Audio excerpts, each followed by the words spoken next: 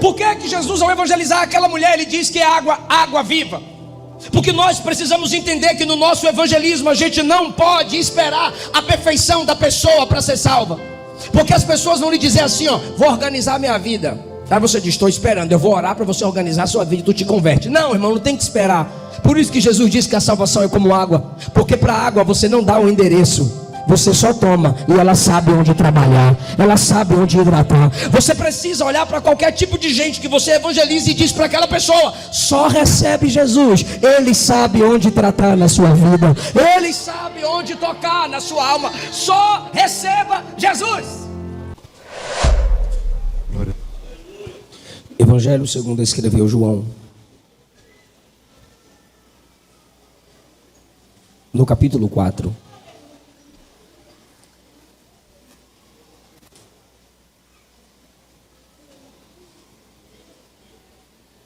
A partir do versículo 3 está escrito assim: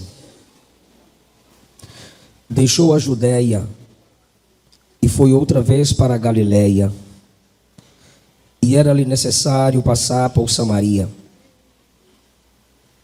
Foi a uma cidade de Samaria chamada Sicar, junto da herdade que Jacó tinha dado a seu filho José. Estava ali a fonte de Jacó. Jesus, cansado do caminho, assentou-se junto da fonte. Era isso quase a hora sexta. Veio uma mulher tirar água. Então lhe disse Jesus: dá-me de beber. Porque os seus discípulos tinham ido à cidade comprar comida. Disse-lhe a mulher samaritana: como sendo tu judeu, me pedes de beber a mim, que sou mulher samaritana? Porque os judeus não se comunicam com os samaritanos. Jesus respondeu e disse: se tu conheceras o dom de Deus, e quem é o que te diz dá-me de beber, tu lhe pedirias, e ele te daria água viva. Toma aí o vosso assento.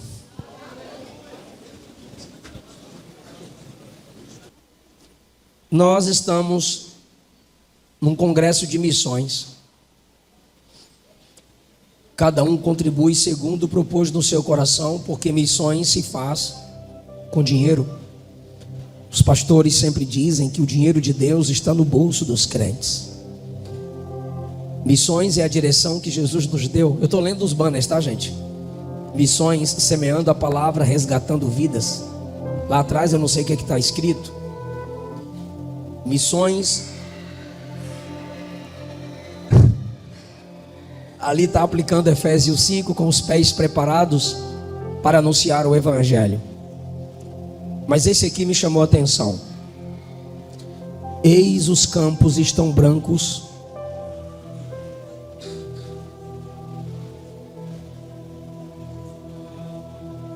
Fala que culto tem que ter ordem e decência. Os campos estão brancos para a colheita. Eu quero provar para vocês essa noite que você não precisa ter um chamado missionário para fazer missões. Uma irmã falou para um pastor que pregava sobre missões.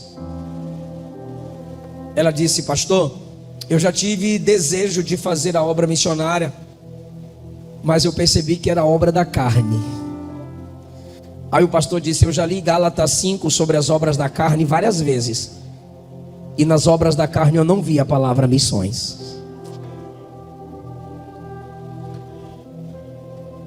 Em João, o propósito desse evangelho é mostrar a divindade de Jesus. Quando você... Os irmãos estão me ouvindo bem aí atrás? Quando você lê Mateus, Marcos, Lucas, você vê Cristo como um bebê que nasce e cresce.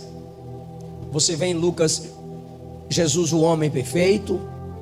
Você vê em Marcos Jesus, o servo perfeito. Eu queria só um pouquinho de volume, parece que meu retorno baixou. Mas quando você chega em João, você se assusta, porque todos voltam à genealogia, menos Marcos. Pois em Marcos não há genealogia para Jesus, pois é o evangelho do servo. Mas João apresenta Cristo desde a eternidade, pois ele é Deus. entre os homens.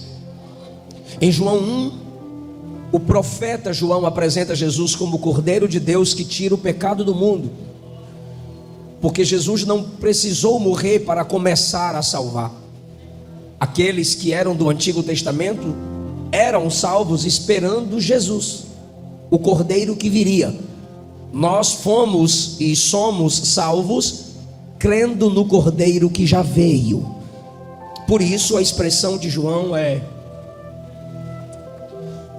eis o Cordeiro que tira, não que tirará, mas já tira o pecado do mundo.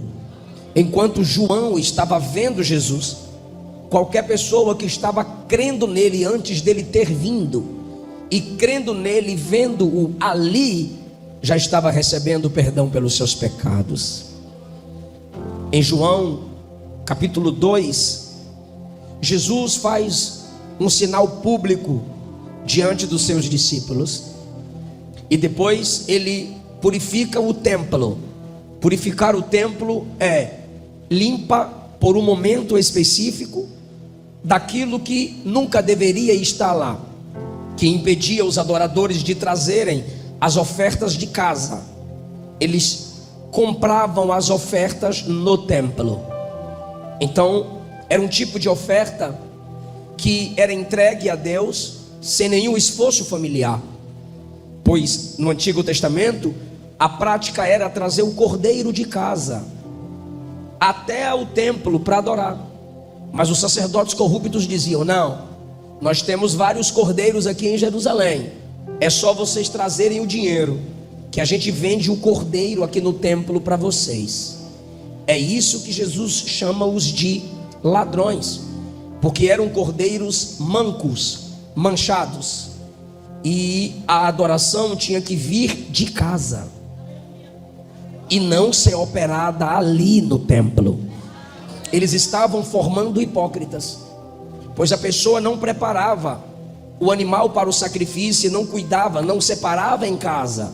Era só guardar o dinheiro, que o sacerdote no templo garantia o animal para o sacrifício.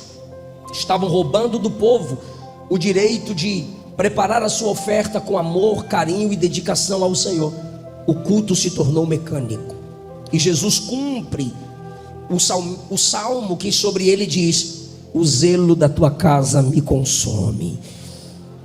Em João 3, um homem chamado Nicodemos, que era religioso, fazia parte do Sinédrio, uma comitiva de 70 a 71 homens que julgava as causas religiosas da nação de Israel. Ele era teólogo, mas ele foi à noite ter com Jesus.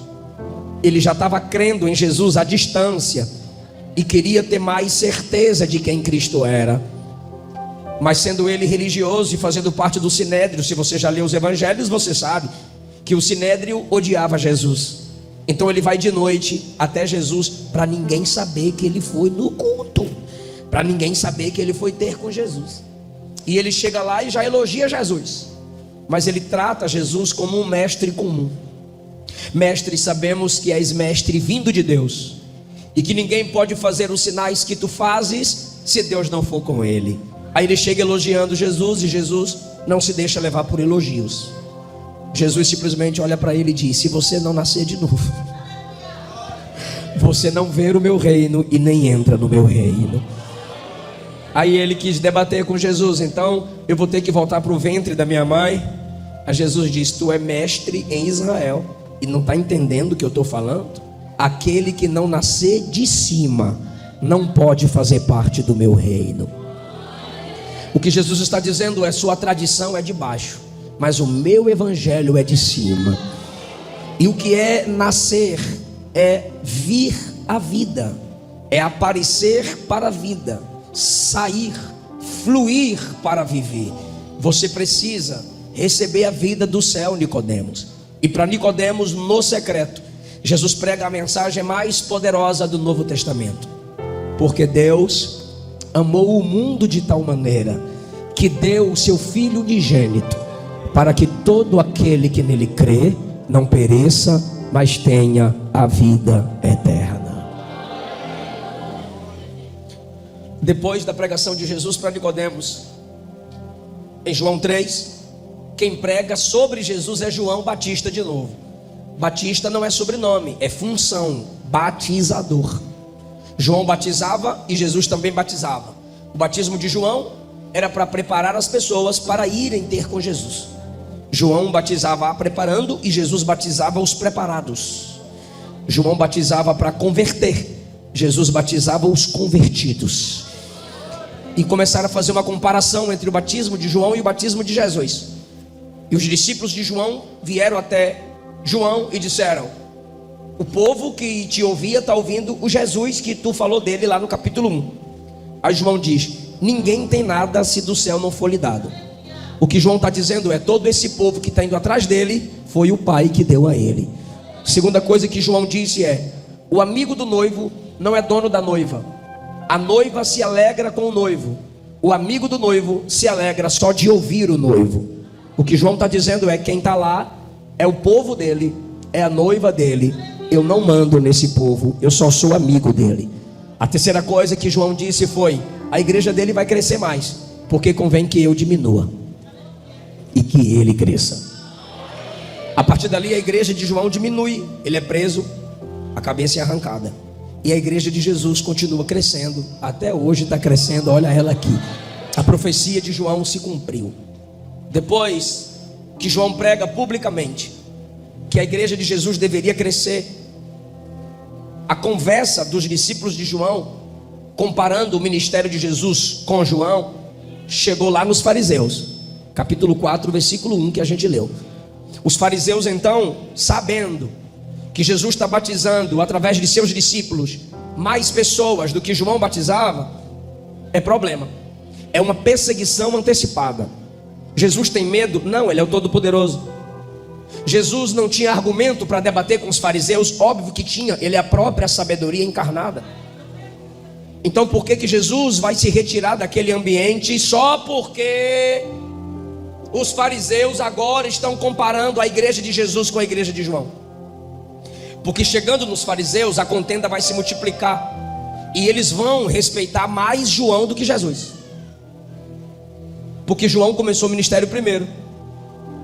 Então para eles, João tem mais credibilidade, mesmo João dizendo: ele é antes do que eu. Mas para eles, quem começou primeiro foi João, porque João veio na frente para abrir o caminho. João abria caminho, Jesus é o caminho. Mas eles respeitam João e não Jesus, então eles vão perseguir quem? Jesus. Jesus se retira do ambiente da contenda, que é a Judéia, e volta para Galiléia. Foi o texto que a gente leu, versículo 3. Deixou a Judéia e foi outra vez para a Galiléia. Por favor, diga: foi outra vez. Eu quero falar com vocês, subordinado ao tema: por que não evangelizamos? Eu poderia pregar sobre a origem do pentecostalismo, que é baseada em evangelismo. Quando você lê na internet: ô raça ruim é crente, ô povo chato é crente, eu fico feliz. Por quê? Porque a gente é chato, a gente perturba mesmo.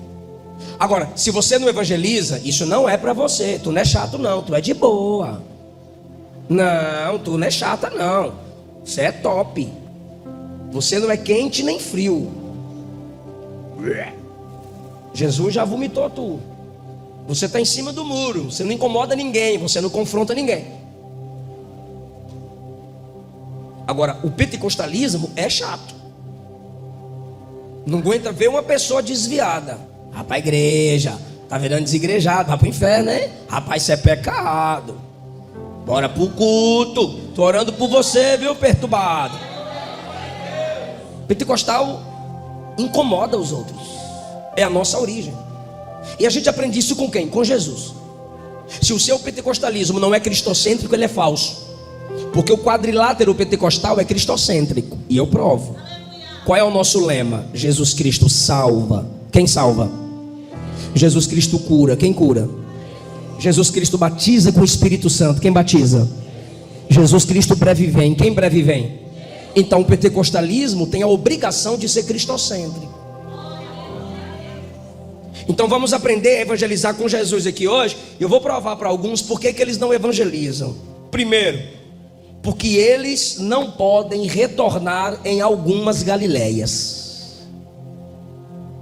Os senhores que são pastores, o Emanuel que faz agenda para o seu pai no seu campo e para pregadores e cantores sabe. A Berenice sabe que tem igreja que tem pregador que não pode voltar lá. Tem cidade que tem cantor que não pode voltar lá, senão o pai da moça mete facão nele. Senão o pastor envergonha ele no culto. Mas tem crente aqui também que se voltar na empresa antiga onde você trabalhou, vão te chamar de ladrão. Não, pastor, nunca roubei dinheiro, mas na hora de trabalhar você só ficava no celular, nas redes sociais. Você está roubando o tempo que te é pago para trabalhar. Você maltratava as pessoas na recepção. Você nunca é considerada ou considerado o melhor funcionário. Se você voltar na escola onde você estudou ou na faculdade, você só gerou escândalo. Então você não pode voltar na Galileia. Jesus podia e voltava de cabeça erguida.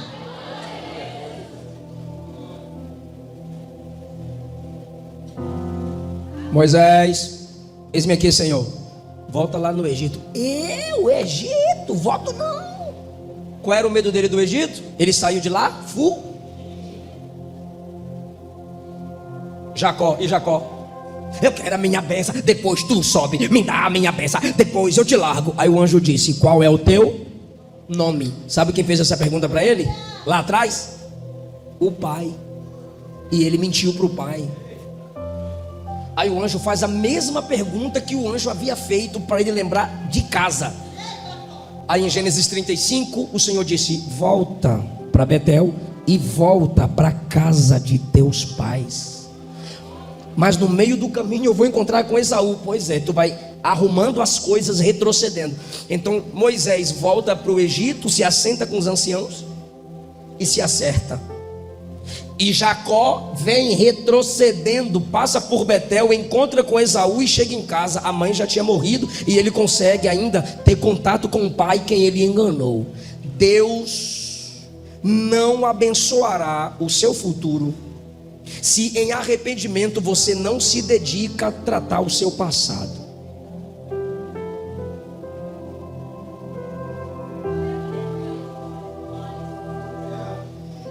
Quanto mais você esconde, oculta e permanece escondendo, lá na frente sua credibilidade pode cair por terra por causa do passado.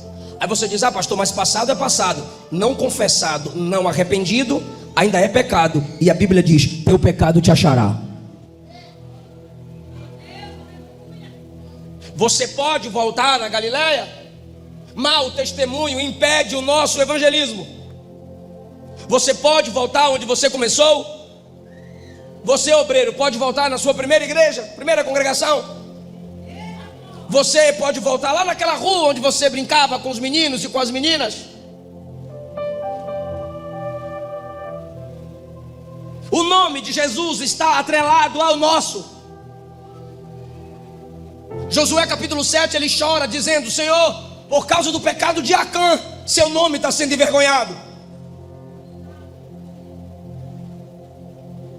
Quando Natã foi repreender Davi, segundo Samuel 12, Natã disse: por causa de seu pecado, o nome de Deus é blasfemado. Então, se meu comportamento envergonha o nome de Deus, quando eu for evangelizar, isso não gerará peso algum no coração de quem eu evangelizo. Jesus voltou outra vez para a Galileia, e quando ele ressuscitou, a ordem do anjo para os discípulos foi: vão e se encontrem com ele na Galileia. Ele andava de cabeça erguida onde ele quisesse. Que o Espírito Santo nos santifique e trate o nosso caráter, para que o nome de Jesus não seja vituperado e não percamos a essência do evangelismo. Às vezes uma ligação, uma carta, um pedido de perdão, um pastor sábio, uma missionária, uma irmã de oração, você procura alguém e vai até aquele ambiente e acerta as coisas. E aí sim, quem confessa e deixa alcança a misericórdia. Como evangelizar se nós não temos credibilidade? Versículo 4: era necessário passar por Samaria. Jesus viu o evangelismo a essa mulher como algo necessário, não como obrigação. Tem gente que evangeliza por obrigação. Se eu não evangelizar, não vai ter pedrinha na minha coroa, então eu vou evangelizar. Se eu não evangelizar, essa pessoa aí, lá no fim, ela vai poder se desculpar. Mas se eu evangelizar, ela não vai ter desculpa, então eu vou evangelizar. Olha isso, irmão. A pessoa está evangelizando para gerar mais condenação no outro. Porque ela evangeliza, pronto, ela já está livre daquela responsabilidade. Não é por amor à alma daquela pessoa. Não é por amor ao reino de Deus. Jesus estava lá em Samaria porque era necessário. E evangelismo é uma necessidade para a igreja. Se a gente não enxergar evangelismo como necessário, a igreja não cresce. Se a gente não enxergar evangelismo como necessidade, não veremos o nosso ministério se desenvolver, independente de sua profissão. Porque todo crente é um pregador. Pregar não é dom. Mestre é dom. Evangelista é dom. Pastorear é dom. Pregar é ordem. Ide por todo mundo e pregai o evangelho. Paulo sentia a necessidade de pregar. O que é que ele dizia? Ai de mim, se não anunciar todo o evangelho de Deus. Ai de mim. Quando foi que você abriu a boca e disse: eu preciso pregar para aquela pessoa? Quando foi que você disse: eu preciso evangelizar meus filhos? Eu preciso evangelizar minha vizinhança? Se você não enxerga o evangelismo como necessidade da igreja, você ainda não sabe o que é igreja. Igreja que não evangeliza é um aglomerado de crentes imaturos. Igreja que não evangeliza precisa ser evangelizada. John Wesley disse: todo crente deve estar preparado para duas coisas: primeiro, pregar; segundo, morrer. Spurgeon disse: qualquer crente que não evangeliza não é um verdadeiro cristão, é um impostor no meio da igreja. Jesus vê a necessidade de evangelizar e ele entra em Samaria. E vocês sabem que havia uma contenda entre samaritanos e judeus por causa de ambiente de culto. O judeu adorava no templo em Jerusalém, os samaritanos adoravam no Monte Gerizim. Na divisão das tribos lá atrás, no tempo de Roboão, os samaritanos se relacionaram com ímpios, com pagãos. E quando os judeus voltaram do cativeiro, encontraram esses crentes misturados, nasceu ali uma grande rixa. E os samaritanos disseram: a gente não pode ficar sem adorar, porque também somos descendência de Abraão, então vamos adorar no monte. E os judeus disseram: no templo vocês não entram, porque vocês deram suas filhas para se casarem com pagãos. E essa rixa continuou, já tinha mais de 400 anos. E Jesus vê uma necessidade de passar por Samaria. Quando ele entra em Samaria, a Bíblia diz que ele para numa cidade chamada Sicar. Então há contenda, há divisão, há barreira. E Jesus passa por cima de tudo isso, por causa do valor de uma alma. Lembra que quando Jesus pede água a ela, ela diz: como sendo tu judeu, pede água a mim que sou mulher samaritana. Tem dois problemas aqui para Jesus, dois. Primeiro, ela é mulher, por isso que ela diz: como sendo tu judeu, pede água para mim que sou mulher. Porque publicamente um homem não se comunicava com uma mulher estranha. Segundo, ele é judeu. Ela percebe pelo sotaque e pelo jeito que ele se veste. Ela diz: tu és judeu e está pedindo água para mim, samaritana? A gente não se comunica, moço. Há muito tempo, senhor, a gente não dá certo. O que é que você quer comunicando? puxando assunto comigo. Jesus sabia de tudo isso. Mesmo assim, ele está lá por amor à alma daquela mulher. O que você estaria disposto a passar por cima pelo valor de uma alma? Lembra também que quando os discípulos chegaram, a Bíblia diz que eles se assustaram porque viram Jesus conversando com uma mulher. Versículo 27. Vieram os discípulos e ficaram assustados porque viram ele conversando com uma mulher. O mestre se queimou. É uma luta para a gente andar com ele. O povo quer matar ele, quer apedrejar ele.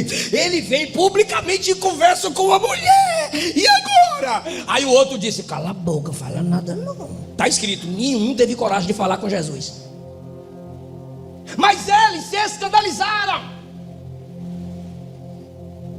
No tempo que eu pregava e vinha de Brasília para o Maranhão de carro, não tinha habilitação, eu pedi a alguns amigos para dirigir para mim,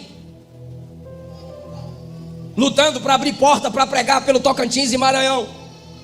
Cheguei numa cidade chamada Guaraí. Quem lembra dela? Isso, Belém, Brasília, né, pastor? Tocantins, Belém, Brasília. Fábio, baterista, negão, Fabão. Imagine o tamanho, negão, Fabão. Dirigia para mim. Pregamos em Guaraí. Quando ele encostou no posto para abastecer, eu vi. Ele teve que passar, fazer o retorno para voltar para o posto. Então eu deveria fazer o retorno de novo para pegarmos a Belém, Brasília. Enquanto ele procurava o retorno, eu vi algumas moças à beira da estrada. Uma delas estava em lágrimas. Mulheres da vida, prostitutas. Tem outra palavra que o povo inventa, esqueci.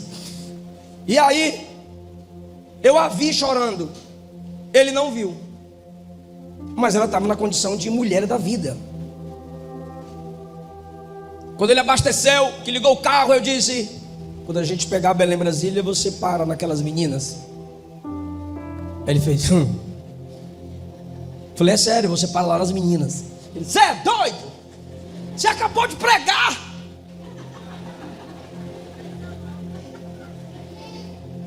Eu falei: o que que tem? Aí ele: você está de terno e gravata. Falei: encosta o carro. E ele acelerou, fez o retorno para seguirmos na pista que já estávamos antes do posto. Eu falei: encosta. Ele: encosto nada, para de graça. Eu falei: encosta. Ele: encosto nada. Eu falei: o carro é meu, eu puxo o freio de mão. Ele ficou assustado comigo. Aí ele parou. Eu abri o vidro, e a que estava em lágrimas veio na minha porta.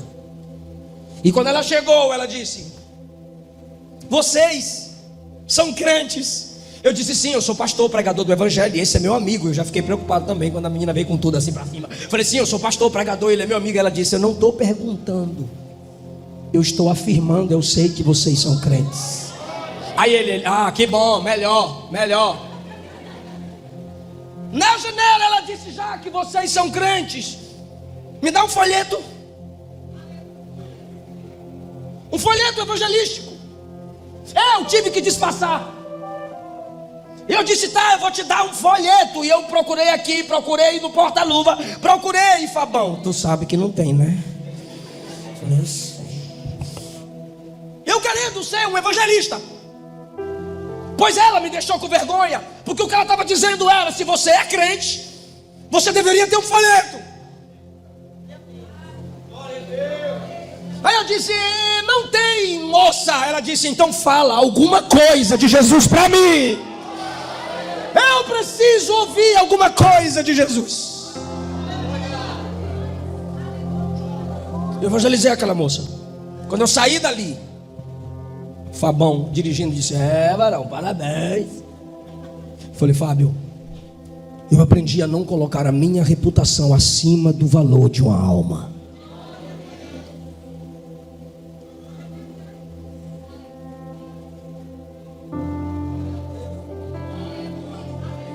Você já ouviu falar de Moody? Moody passava numa rua e uma mulher, duas mulheres, não lembro qual andar de um prédio, Está no livro Seara em Chamas. É o livro dele, o pregador que ganhou 1 milhão de almas. Mas por que ele ganhou 1 milhão de almas? Porque haviam 2 mulheres em um dos andares de um alto prédio. Ele passava na rua, uma delas olhou pela janela e gritou: pastor, sobe aqui. Ele disse: Deus me livre, eu sou crente. Sozinho indo para casa. Pastor, é para uma amiga minha, sobe aqui. Ele disse: não, eu sou casado. A mulher gritava e dizia: é só para orar, pastor, sobe aqui. Ele foi para casa, deitou-se. E enquanto estava na cama, rolava para um lado, rolava para o outro. A esposa perguntou: mude, por que você não dorme? Ele disse: é que eu passava pela rua e uma mulher gritava: pastor, sobe aqui. Eu dizia: não, sou casado. Ela disse: mas é para orar. Eu disse: não, eu estou sozinho, não vou subir aí para orar. Estou sozinho e vim para casa. Mas eu não consigo dormir pelo clamor daquela mulher. E a mulher dele disse: se levanta, homem, por que você não me disse quando chegou? Vamos com pressa lá agora. E eles se levantaram e foram. Quando chegaram lá, a moça que gritava estava no meio fio, chorando, na calçada. Ele disse: senhora, agora estou com a minha esposa, estou aqui, você precisa de ajuda? Ela disse: não preciso mais, pastor. O senhor não quis subir porque estava sozinho. Então eu saí para procurar ajuda para uma amiga minha que queria tirar a própria vida. E ela não tiraria a vida só se alguém orasse por ela. E na hora o senhor passou, eu te gritei, e o senhor disse que não subiria porque estava sem esposa. Fui procurar outra pessoa, não achei. E quando cheguei, a encontrei morta, ela acabou de ser levada. Naquele dia, Moody disse: eu vou ganhar 1 milhão de almas. Passou dias em lágrimas, chorando, porque ele colocou sua reputação acima do valor de uma alma. Quem de nós nunca disse para um homossexual, mesmo à distância: manda fogo, Jesus? Mas quem foi que lhe disse que o seu adultério é menor do que a homossexualidade daquela pessoa? Quem foi que disse que você que faz relação sexual com sua namorada está pecando menos do que a lésbica? Vocês dois, se Jesus volta agora, as duas classes ficam.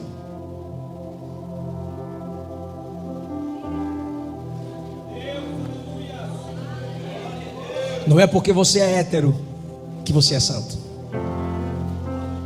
Você tem a responsabilidade de evangelizar aqueles que estão escravizados por Satanás.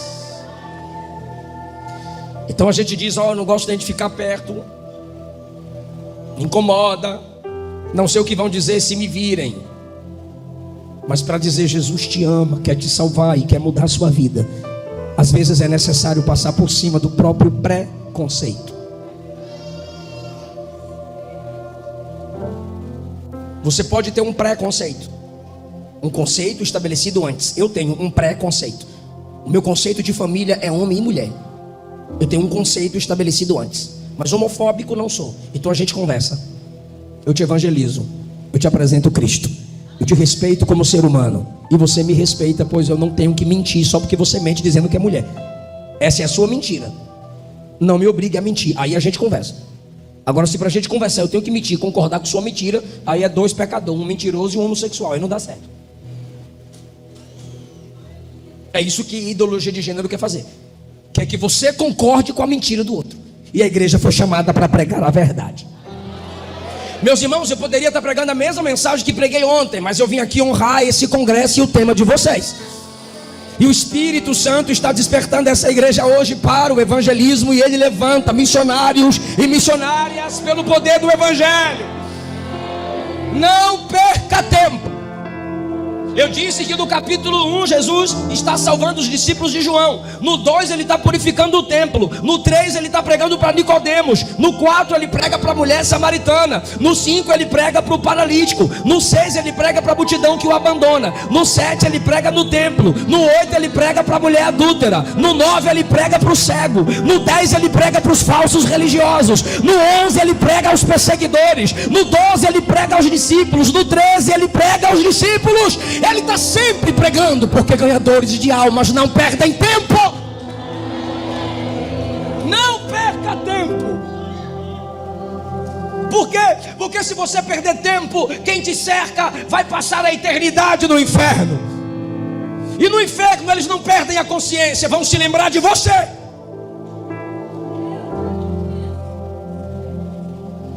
que poderia ter pregado. Por que a gente não evangeliza? Pouco testemunho. Por que a gente não evangeliza? Colocamos a nossa reputação acima do valor de uma alma. Terceiro, por que a gente não evangeliza? Porque a gente torna complexo o que deveria ser simples. Fica comigo, por favor. Jesus chega à beira de um poço. E o que é que tem no poço? Fala, água. H2O, água. Jesus chega no poço. O que é que tem no poço? Água. E a mulher está vindo tirar o quê? Água. Se Jesus parou à beira do poço e quer água, pede água, é porque ele está com o quê? Sede. E a mulher está vindo com cântaro pegar água porque ela tem o quê? Sede. Então são dois sedentos. São dois humanos. Ele se fez carne, ela já é humana por natureza. E agora? E agora que Jesus não vai chegar para ela, me escuta. Jesus não vai chegar diante dela, pastor, e falar assim: eu sou Jeová Rafa, Jeová Jireh, Jeová Tissedequeno, eu sou a Trindade, vou te dar uma aula aqui. Não, ele chega e diz assim: me dá água. Era só um pedido, meu Deus do céu. Era um diálogo simples. A gente está no mesmo ambiente, a gente tem a mesma necessidade. Bora bater um papo?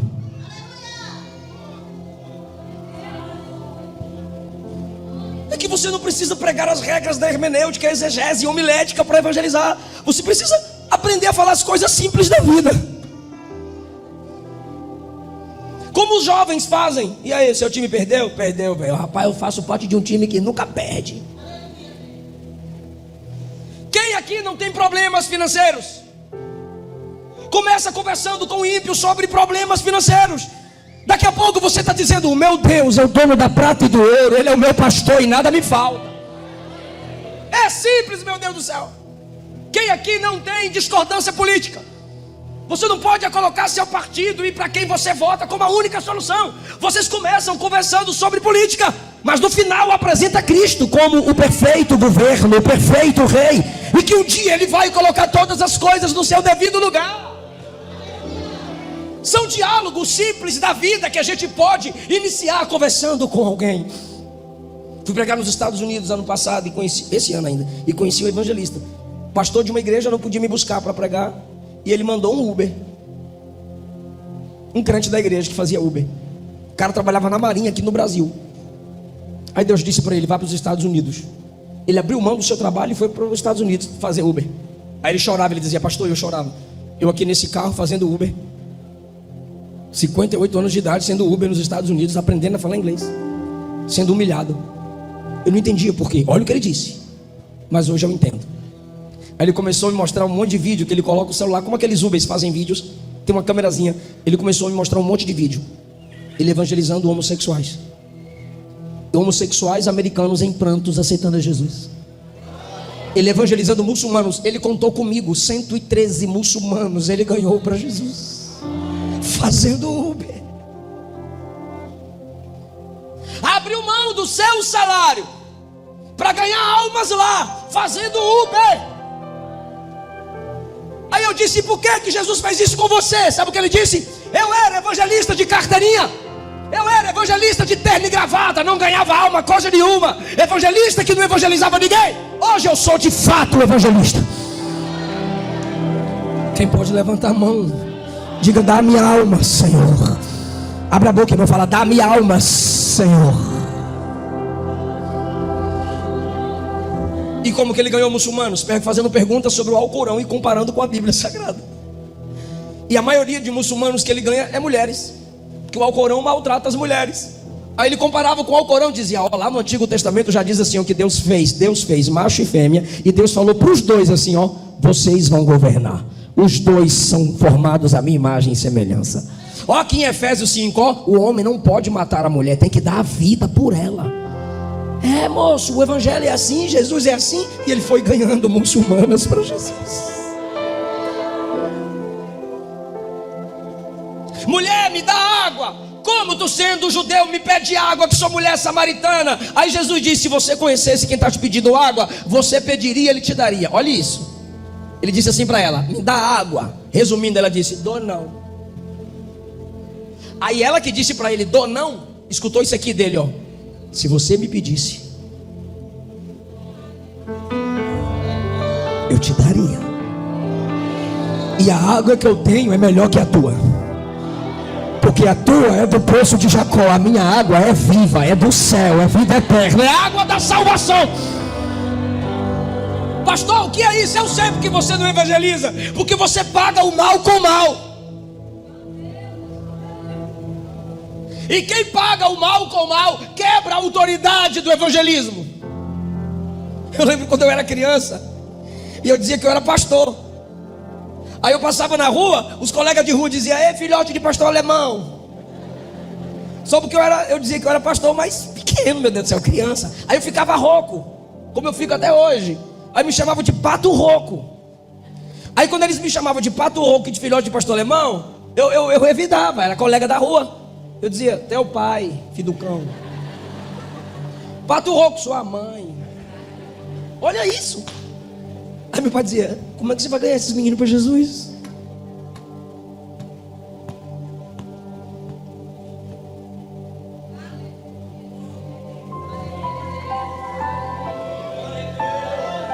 Semana retrasada bateram no meu carro, eu indo pregar. Ele me fechou e bateu no meu carro com uma Duster. Me fechou e me jogou pro canto. Aí eu botei o paletó para eu ficar maiorzinho assim, dar um tom de seriedade. Desci do carro. Aí ele: eu ia reto. Eu falei: eu percebi. Aí eu te fechei porque eu pensei que você iria para a direita. Eu falei: mas meu carro ainda está na direita, eu estou indo para a direita, está aí na faixa. O senhor que me fechou. Ele: pois é, mas eu só abri para dar espaço para os outros e continuar. Eu falei: o que é que o senhor quer? A câmera está ali, a gente chama a polícia, eles determinam quem é o culpado. Ele: não, eu sei que eu sou culpado, eu só não tenho condições de pagar os 2 carros. Eu disse: por quê? Ele disse: é que o carro que eu estou é emprestado e não tem seguro. Eu falei: o meu também não tem seguro não, só o da minha esposa que tem seguro. Aí eu pensei comigo mesmo: eu dirijo bem, eu só pago o seguro dela. Aí eu disse a ele: meu carro não tem seguro não. Então nenhum dos 2 tem seguro. Mas o senhor acabou de dizer que o senhor é culpado. Ele: sim, mas eu não tenho condições de pagar. Eu falei: o senhor não tem condições de pagar porque o carro é emprestado? É. Eu falei: quem te emprestou vai se responsabilizar pelo seu carro, mas o senhor me fechou, o senhor vai se responsabilizar pelo meu. Ele: não, é sério, eu não tenho condições e vou te mostrar. Eu falei: então me mostre. Ele abriu a porta traseira e pegou vários exames. Isso daqui pode ver, são os exames da minha esposa. Eu falei: não preciso ver, só me fale que tipo de exame é. Aí ele bateu na porta do carona e disse: abre aí, amor. Ele abriu o vidro, ela abriu o vidro com essa mão. E esse lado dela estava todo paralisado. Aí eu disse a ele: pode ir para casa, sua luta é maior que a minha. Aí ele veio me seguindo: não, mas você vai ficar no prejuízo. Eu disse: eu já te falei, sua prova é maior que a minha. Entrei no carro, puxei o cinto e o carro foi arrastando um negócio na minha roda. Ele olhou para mim e disse: você é crente? Eu falei: sou. Obrigado. Quando ele perguntou se eu sou crente, ele entendeu e viu algo diferente naquele momento. Eu disse: é, Jesus, o Senhor me fez mais crente hoje, porque ele assumiu que estava culpado, mas a luta dele é maior que a minha. Jesus disse: me dá água. Ela disse: dou não. Jesus disse: mas eu te dou água. Ah, se você conhecesse o dom de Deus e quem é que te pede água, você pediria, ele te daria água viva. Por que Jesus, ao evangelizar aquela mulher, ele diz que é água viva? Porque nós precisamos entender que no nosso evangelismo a gente não pode esperar a perfeição da pessoa para ser salva. Porque as pessoas vão lhe dizer assim: ó, vou organizar minha vida. Aí você diz: estou esperando, eu vou orar para você organizar a sua vida e tu te converte. Não, irmão, não tem que esperar. Por isso que Jesus disse que a salvação é como água. Porque para a água você não dá um endereço, você só toma e ela sabe onde trabalhar, ela sabe onde hidratar. Você precisa olhar para qualquer tipo de gente que você evangelize e diz para aquela pessoa: só recebe Jesus. Ele sabe onde tratar na sua vida, ele sabe onde tocar na sua alma. Só receba Jesus. E ela vai construir um debate teológico tradicional com Jesus. Por acaso tu é melhor do que Jacó que bebeu dessa água? Ele, seu filho e seu gado. Ela vai para a tradição. Aí Jesus diz: quem beber dessa água torna a ter sede, mas aquele que beber da água que eu der não mais terá sede. Porque a água que eu dou se faz uma fonte a jorrar para a vida eterna. É difícil para ela o que Jesus está dizendo. Por quê?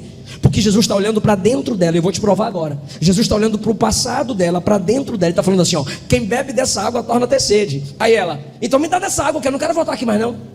Por que ela não queria voltar lá? Porque no horário que ela está lá, meio-dia, as mulheres casadas e sérias estavam dentro de casa com sua família. Porque as mulheres desciam ao fonte cedo, ou à tarde, não meio-dia. Por que ela está meio-dia lá? Porque ela tem vergonha de ser vista, contemplada. E agora, Jesus está lá quando ninguém estaria. E ela diz: eu não quero voltar mais aqui. Me dá dessa água aí, que mata a sede para sempre. Ou seja, me torna um robô. Aí Jesus diz: chama teu marido. Quem está me ouvindo? Aí ela diz: eu não tenho marido. Aí Jesus diz: disseste bem. Porque ela entende marido documentado, mas ela está em pecado. Chama teu marido. Ela diz: eu não tenho marido. No diálogo com Jesus ela percebe que não dá para enganar. Aí ele diz: disseste bem, porque tiveste 5, e o que tens agora é dessa água que Jesus está falando. Quem bebe dessa água torna a ter sede. Você bebeu de 1, bebeu de 2, bebeu de 3, bebeu de 4. Você foi tentando saciar o vazio de sua alma, pecando.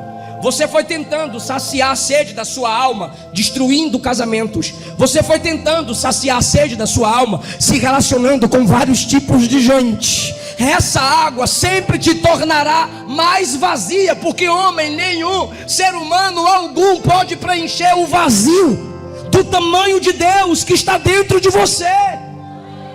Bebe da água que eu tenho para lhe dar, porque ela jorra para a vida eterna. Ela vai gerar em você vida completa. Aí agora, meu irmão,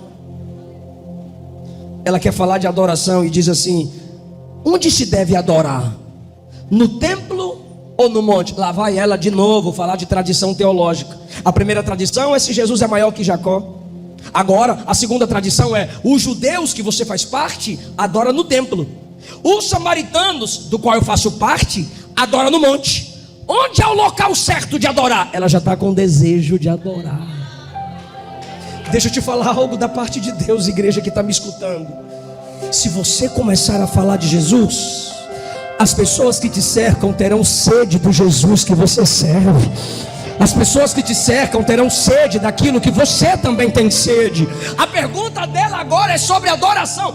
Onde deve adorar? Aí Jesus aproveita e diz: mulher, creia em mim, a hora vem que nem no monte nem no templo, mas a adoração será em espírito e em verdade. Ela está recebendo uma aula sobre adoração. De repente Jesus, que manda na eternidade, diz: a hora vem. Repete isso. Isso é futuro. A hora vem, futuro. Mas ele vai na eternidade e antecipa o tempo e diz: agora é. Agora é. É aqui que você é chata. É aqui que você é chato. Por quê? Porque a pessoa vai dizer: deixa para depois, deixa para amanhã. E você diz: não, a hora de ser filho de Deus é agora. A hora de abrir mão dos seus pecados é hoje. Você que está aí fora me ouvindo, você que está aqui dentro me ouvindo, você que está no telão me assistindo, está desviada, está desviado, ou nunca entregou sua vida para Jesus. A hora é agora. O tempo é hoje. O diabo quer destruir sua vida, Jesus quer salvar. O diabo quer fracassar sua família, Jesus quer salvar. Jesus disse ao ladrão: hoje veio, hoje mesmo estará comigo no paraíso. Jesus disse na casa de Zaqueu: hoje veio salvação nessa casa. Paulo no mesmo dia falou para o carcereiro: crê no Senhor Jesus Cristo e será salvo tu e a tua casa. Não deixa para depois. A hora de se tornar filho de Deus é hoje, é agora. Mostre às pessoas que elas precisam urgentemente de Jesus. Assim como Jesus mostrou para aquela mulher que ela precisava urgentemente do Pai. Está preparado para dar glória a Deus, igreja? Glória a Deus. Quando Jesus disse assim, ó: a hora vem e agora é em que os verdadeiros adoradores adorarão em espírito e em verdade. ela sentiu algo diferente nela. Ela percebeu que aquele que estava conversando com ela não era comum. E ela disse: ei, o Messias vem, não vem? Lembra que antes ela só falava do passado. És tu maior do que Jacó? Gênesis. Onde é que se deve adorar? No templo ou em Jerusalém? Crônicas. Só do passado. Aí agora ela olha para Jesus e diz assim: um dia o Messias vem, não vem? Futuro. Enquanto ela estava no passado, no futuro, Jesus estava no presente. Aí ela diz: o futuro vai vir, o Messias vai chegar. Aí Jesus diz: vai chegar não, o Messias sou eu que está falando com você aqui agora. Aleluia! Pastor, eu não entendi. Ela está com sede de Jesus. Ela está com sede da fonte. E a fonte está pertinho dela. Eu vou repetir. Ela está com sede da pessoa de... Porque agora ela que fala do Messias. Sim ou não? Olha o que ela diz: o Messias virá e vai nos falar tudo, vai pregar tudo. Aí Jesus diz: eu sou o Messias. Mulher, sai do futuro, vem para o presente. Eu sou o Messias. Irmão, tem gente perto de você que já está quase lá. E o Espírito está dizendo: eu vou te usar só para você dar um empurrãozinho. Tem gente, eu vou repetir, perto de você que já está saindo dessa vida de pecado. E você vai ser a alavanca de Deus para trazer aquela vida para Jesus. Aleluia! Quando ela ouve ele dizer assim: quem está me ouvindo? Eu sou o Messias.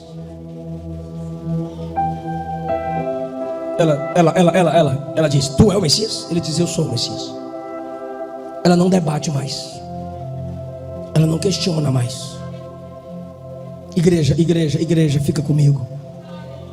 A salvação é pro agora. Ela entendeu que era urgência. Sabe o que ela fez? Olha o que diz o texto. A mulher deixou o cântaro, entrou na cidade e disse: venham, me sigam, venham ver o homem que contou minha vida toda. Não seria ele o Cristo? O que ela está dizendo é: eu não consigo explicar muito, só vem, gente. Só vem, gente. Eu não sei falar de teologia. Só vem, gente. Ele tem a palavra, ele tem a transformação. Venham. Igreja, aquela que foi evangelizada agora tá. Eu quase ouvi, mas ficou horrível. Aquela que foi evangelizada agora está. Aleluia. Porque Jesus transforma prostitutas em missionárias. Jesus transforma idólatras em adoradores. Ela agora atrai a cidade para Jesus. Eu disse que aquilo ali chamou a minha atenção. Eis os campos estão brancos para a... Fala, colheita. Que é a mesma coisa que ceifa. Diz o texto: saíram da cidade. Porque Jesus encontra ela na entrada da cidade. Porque ela sai da cidade para a entrada, para ir no poço pegar água.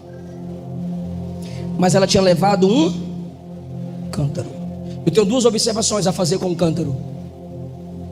A primeira é que o cântaro era de barro. Então era pesado. E ela está com pressa. Ela queria ir rápido trazer as pessoas para Jesus. Então se ela põe aqui, desequilibra. Se ela segura aqui, dá mais equilíbrio. Mas mesmo assim ela tem que ter muito cuidado. Ela diz: eu vou deixar o cântaro, porque eu estou com pressa para trazer aquelas pessoas para Ele. E o Espírito está perguntando a alguém: até quando você vai atrasar o meu chamado na sua vida? Até quando você vai deixar para depois o que eu quero fazer na sua vida? Não sei se vocês viram minha mensagem no YouTube sobre o legado pentecostal, quando eu conto a história de Frida Wingren, Daniel Berg e Gunnar Wingren vieram evangelizar no Brasil. 7 anos depois, Gunnar Wingren voltou para se tratar e arrecadar dinheiro lá na Suécia, para vir cuidar dos pobres em Belém do Pará, aqui no Brasil. E quando ele a conheceu, ele contou o testemunho da obra missionária no Brasil, onde ele estava estabelecendo o pentecostalismo que iniciaria as Assembleias de Deus. E enquanto ele contava as necessidades das crianças e a obra missionária, ela dizia: então eu vou para lá fazer missões. Ele disse: mas eu ainda não recebi dinheiro, não juntei dinheiro para nós dois irmos. Ela disse: eu peço demissão, pego o dinheiro, vou na frente, te espero lá, a gente casa depois, mas eu não vou te esperar. Ela acelera e chega no Brasil antes dele chegar e continua cuidando das crianças, pregando e evangelizando. Quando o Espírito acender a chama missionária no seu coração, não deixa as coisas terrenais apagarem, não deixa a imoralidade sexual apagar, não deixa namorico apagar, não deixa competições frívolas, tolas apagarem o seu chamado missionário. Ela larga o cântaro e vai. Mas por que ela deixou o cântaro? Primeiro, o peso. Segundo, por que ela deixa o cântaro no pé de Jesus? Diz o texto: deixando o cântaro foi, porque ela ia voltar. Ela sabe que aquela presença é maravilhosa. Ela sabe que ela não pode abrir mão da presença de quem a chama. Terceira coisa, era só duas, veio mais uma na minha mente aqui. Tu lembra que ela brigou por causa de água? Eu não vou te dar água não, eu sou samaritana e tu quer pegar água? Pega aí tu, eu não vou pegar água para tu. Porque a água que eu olho o meu cântaro pesado, eu vim de casa para cá. Agora eu vou pegar água para tu e depois pegar para mim, para eu voltar para casa para me atrasar. Eu não vou dar água para tu nada. A mulher brigou por causa de água. Aí Jesus foi evangelizando e o cântaro foi descendo. Foi evangelizando e o cântaro foi descendo. Foi evangelizando e o cântaro foi descendo. Foi evangelizando e o cântaro foi descendo. Abre mão da água, abre mão do cântaro e agora é uma pregadora do nome de Jesus. Aleluia! E ela não vai dar apenas água para Jesus, porque ele não quer a água, ele quer a alma dela. Então para que ele pediu água? Para criar uma ponte de contato. E agora os homens acreditam na mensagem dela e estão vindo. Eu preciso que você diga isso para a gente terminar ali, ó. Diga: os homens acreditam na mensagem e estão vindo. Então preste atenção. Preste atenção. Sua esposa, aqui é Jesus e aqui é a samaritana. Era brava e se converteu. Brincadeira. Jesus e a samaritana evangelizada. Crie isso na sua mente. E as pessoas estão vindo de Samaria. Vocês acabaram de falar, os homens estavam vindo. Aí diz o texto, no versículo 31, que os discípulos, ele é grandão, vai representar os discípulos. Os discípulos olham para Jesus. Primeira vez que eu vou fazer isso aqui, tá? Só para facilitar a sua compreensão. Os discípulos olham para Jesus. E agora o que Emmanuel vai falar é o que os discípulos disseram. Fala assim, ó: o Senhor come. O Senhor come. Trouxemos pão. Está na hora de se alimentar. E as pessoas estão vindo. Se eu sou Jesus, eu estressaria. Eu estou ganhando alma e tu está preocupado com comida. Jesus está ganhando alma, tem uma cidade sendo evangelizada e os caras: pão, eu vou comer pão. Para tu comer pão. Aí enquanto Jesus está aqui, a mulher está lá evangelizando, as almas estão vindo e os discípulos: Senhor, come. Aí Jesus diz: uma comida eu tenho para comer. Uma comida eu tenho para comer. Que vocês ainda não conhecem. Ele está exortando os discípulos: vocês não têm intimidade que eu tenho. Vocês não conhecem o que eu conheço. Vocês não estão vendo o que eu estou vendo. Diga: a minha comida é fazer a vontade do meu Pai. O que me alimenta é ganhar alma. Por que você canta muito? Por que você está na igreja todo dia? Por que você quer orar por todo mundo? Por que você quer evangelizar todo mundo? Isso me alimenta, isso me completa, isso me realiza. É isso que Jesus está dizendo: minha comida, meu sustento é fazer a vontade do meu Pai. Aí ele olha agora para os discípulos e diz assim: vocês não dizem que faltam 4 meses para a colheita? Faltam quantos meses para a colheita? E as multidões estão? Lembra que você falou? As pessoas estavam vindo. E enquanto as pessoas estão vindo, eles estavam preocupados com comida. Mas as pessoas estavam vindo. Aí Jesus diz: vocês não estão vendo aí, dizendo que falta 4 meses? Eu vos digo: levantem os olhos. Os campos já estão brancos. A colheita já vai ser realizada. O campo branco eram as almas vindo. Enquanto as pessoas estão vindo, irmão, a colheita está preparada. Olha isso. Quando as pessoas chegaram, Jesus começou a pregar para elas. Aí de repente olharam para a mulher e disseram assim: já não é pelo que você diz, mas é porque a gente sabe verdadeiramente Ele é o Salvador do mundo.